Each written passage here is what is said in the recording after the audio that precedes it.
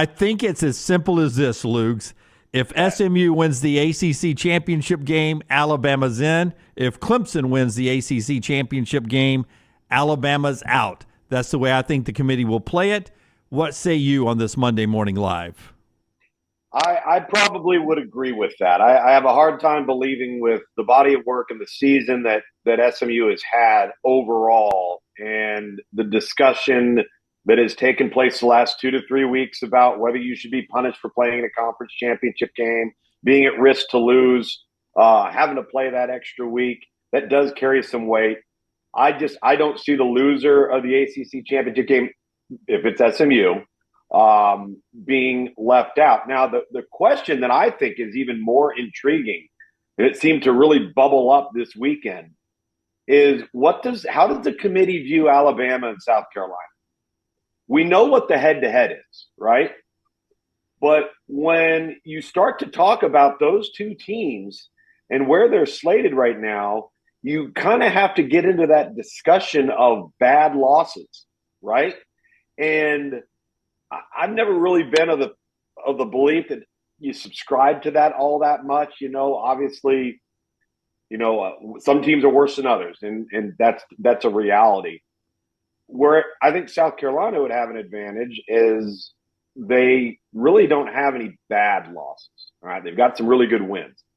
The head-to-head, and we always talk about with the committee how much stock they put in the head-to-head, and they say they do, but they also weigh that against what they think a team is right now.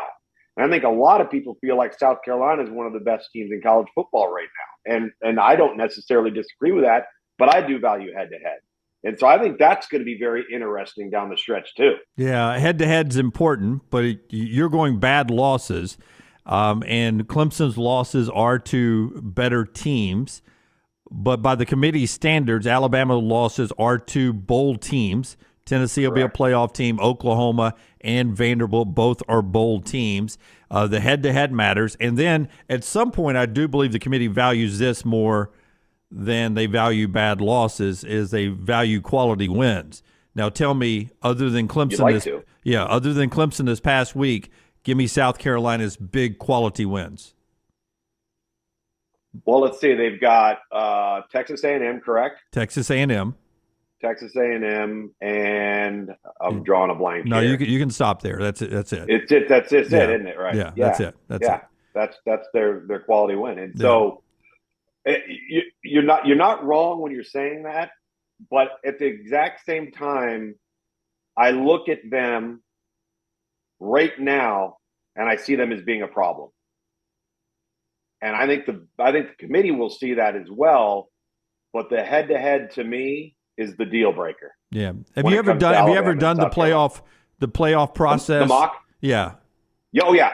It's fascinating. And it is long, arduous, and if anybody had the opportunity to go through it, you would come away with an entirely different outlook, right? In relationship to the process of it, what you value, why you value it.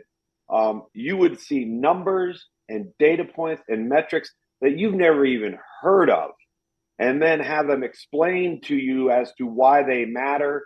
But at the end of the day, and I firmly believe this, I think the coaches in that room run the room. Yep. And I think they should. Because quite honestly, I think there are people in that room that are not qualified to be in that room. Yeah. I agree with you. Some administrators are in there and they don't know football is like the coaches do. Yeah, I mean, you've got professors at universities that have been in there.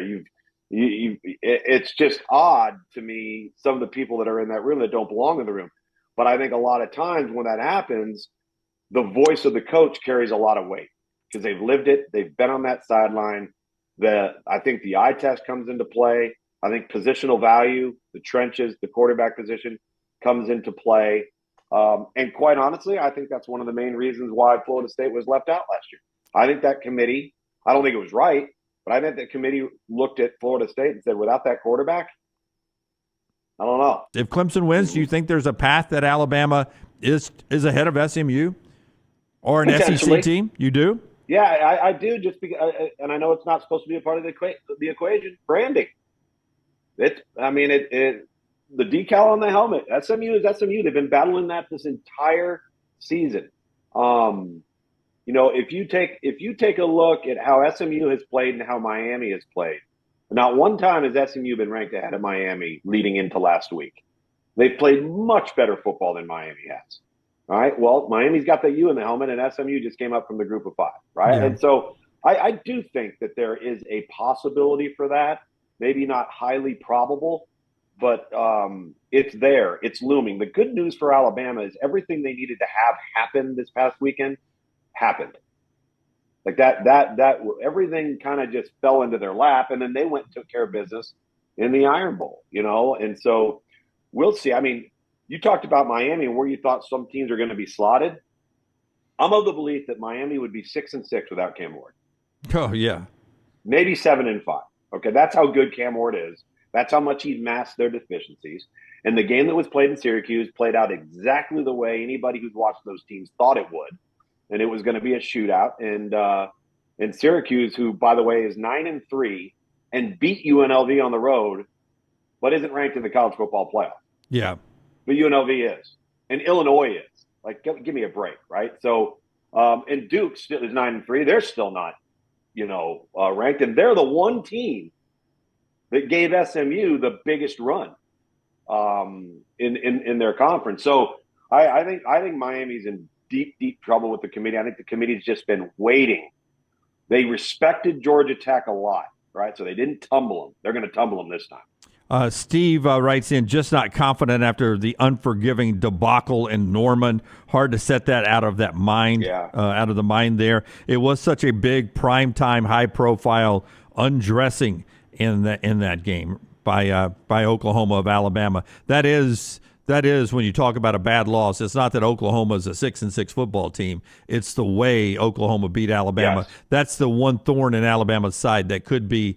Especially if Clemson wins, that could leave them out.